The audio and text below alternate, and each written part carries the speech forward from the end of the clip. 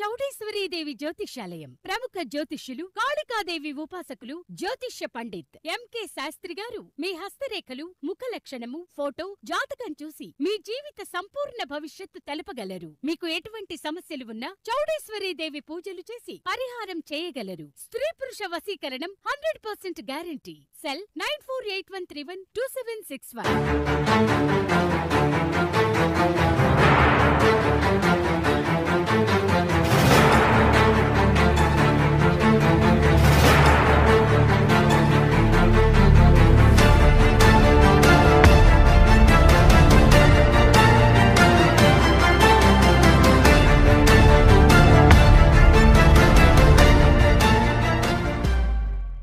నమస్తే friends, welcome to CR ముచ్చట్లు. Friends, అవకాశాలు దక్కించుకోవాలంటే హీరోయిన్లు తమ టాలెంట్ తో పాటు ఫిజిక్ ని కూడా మెయింటైన్ చేయాల్సి ఉంటుంది. అయితే కొందరు మాత్రం గ్లామర్ ని నమ్ముకోకుండా యాక్టింగ్ తోనే అలరిస్తూ నటనకి స్కోప్ ఉండే మూవీస్ ని చేస్తుంటారు.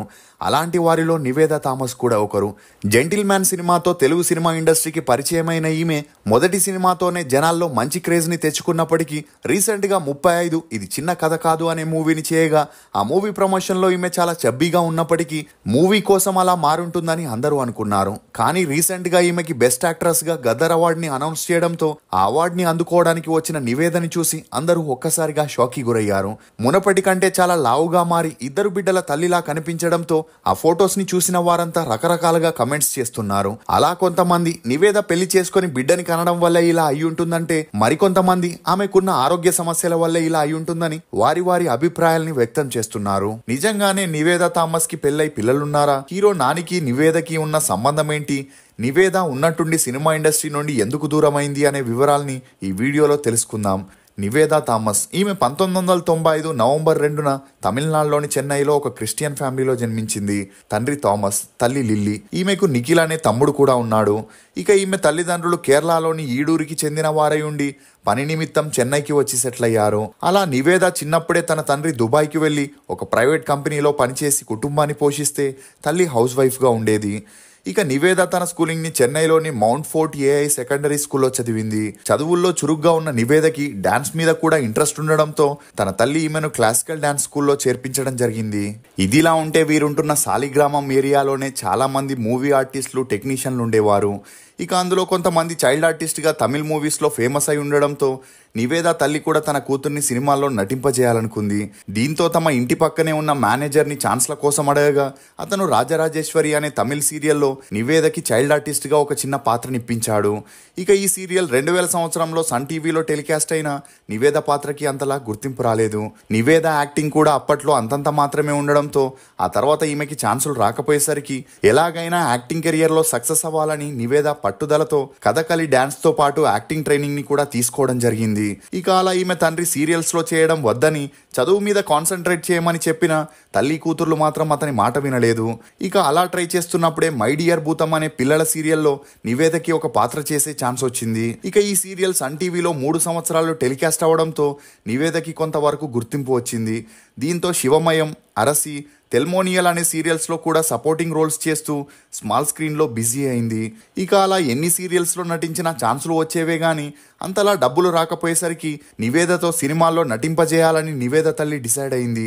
ఇక అలా మలయాళంలో ట్రై చేయగా వెరుత్తు ఓరు భార్య అనే మూవీలో హీరో జయరామ్ కూతురుగా చేసే ఛాన్స్ వచ్చింది.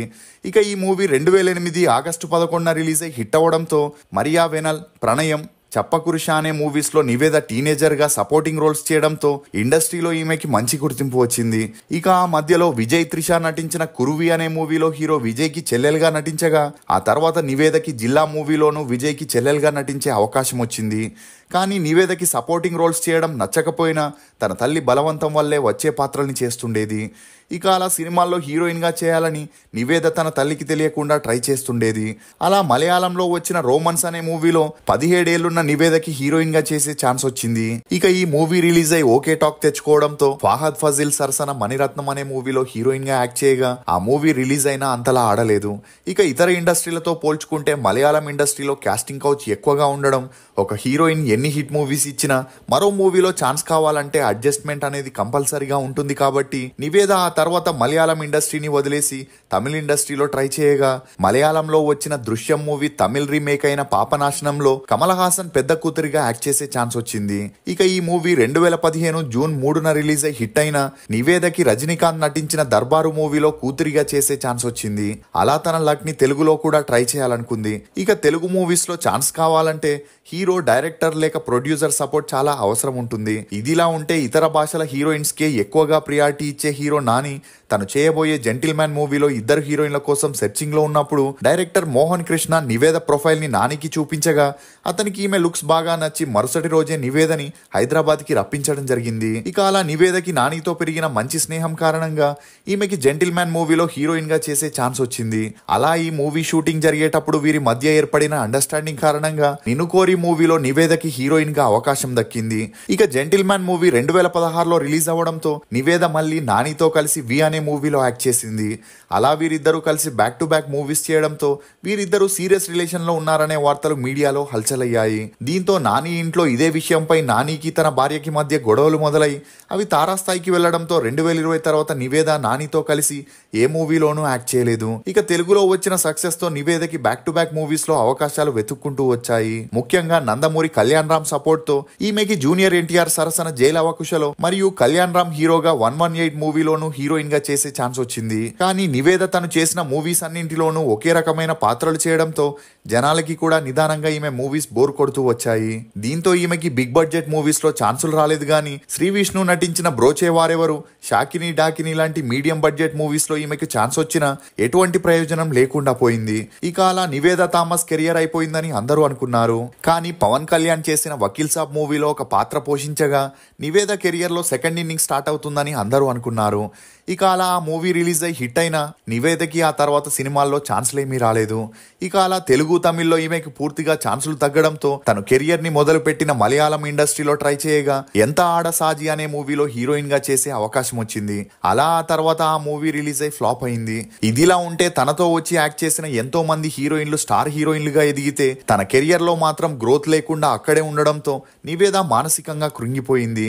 ఇక అలా యాంగ్జైటీ, డిప్రెషన్ మరియు పీసీఓడి అనే హార్మోనల్ ఇన్బ్యాలెన్స్ వల్ల ఈమె ఉన్నట్టుండి ఎక్కువగా బరువు పెరిగిందనే వార్తలు కూడా వినిపిస్తున్నాయి. ఇక ఈ బరువు కారణంగానే 28 ఏళ్లకే నివేద తల్లి పాత్రల్ని పోషించేందుకు రెడీ అయి రీసెంట్ గా 35 ఇది చిన్న కథ కాదు అనే మూవీలో ఇద్దరు పిల్లల తల్లిగా నటించడం జరిగింది. ఇక 2 సంవత్సరాల నుండి బయటెక్కడా కనిపించని నివేదని సడన్ గా ఈ మూవీ ప్రమోషన్ లో చూసిన నెటిజన్లు నివేద సీక్రెట్ గా పెళ్లి చేసుకుని బిడ్డని కనిందని, అందువల్లే ఇంతలా బరువు పెరిగిందని తమ అభిప్రాయాల్ని కూడా వ్యక్తపరుస్తున్నారు. కానీ నిజానికి నివేదకి ఉన్న పీసీఓడి సమస్య వల్లే ఈమె ఇంతలా బరువు పెరిగిందని, అందుకోసమే ఈమె ట్రీట్మెంట్ కూడా తీసుకుంటుందని, అంతేకాకుండా నెక్స్ట్ మూవీయే పూరి జగన్నాథ్ డైరెక్షన్ లో విజయ్ సేతుపతి హీరోగా చేస్తున్న మూవీలో నివేద థామస్ నటిస్తుండగా ఆ మూవీ కోసం ఈమె బరువు తగ్గేందుకు ప్రయత్నిస్తున్నట్లు కూడా తెలుస్తుంది. ఏదేమైనా నివేద థామస్ మంచి నటి. ఆమె త్వరగా మునపటి రూపానికి మారి మనందరినీ అలరించాలని కోరుకుందాం. ఇప్పటి వరకు నివేద చైల్డ్ ఆర్టిస్ట్ గా, హీరోయిన్ గా, సపోర్టింగ్ ఆర్టిస్ట్ గా తెలుగు, తమిళ్, మలయాళంలో 23 సినిమాల్లో నటించగా చైల్డ్ ఆర్టిస్ట్ గా 5 సీరియల్స్ లో నటించింది. ఇక ఈమె నటనకు గాను ఒక కేరళ స్టేట్ అవార్డు తో పాటు ఒక గద్దర్ అవార్డు, ఒక సైమా అవార్డు ని కూడా అందుకుంది. మీకు నివేద థామస్ నటించిన సినిమాల్లో ఫేవరెట్ ఏదనేది కమెంట్ సెక్షన్ లో తప్పకుండా తెలియజేయండి. మేము చేసిన ఈ వీడియో మీకు నచ్చినట్లయితే ఒక లైక్ ద్వారా మీ సపోర్ట్ ని మాకు తెలియజేయండి. For more interesting videos please subscribe to CR Muchatlu. Thank you.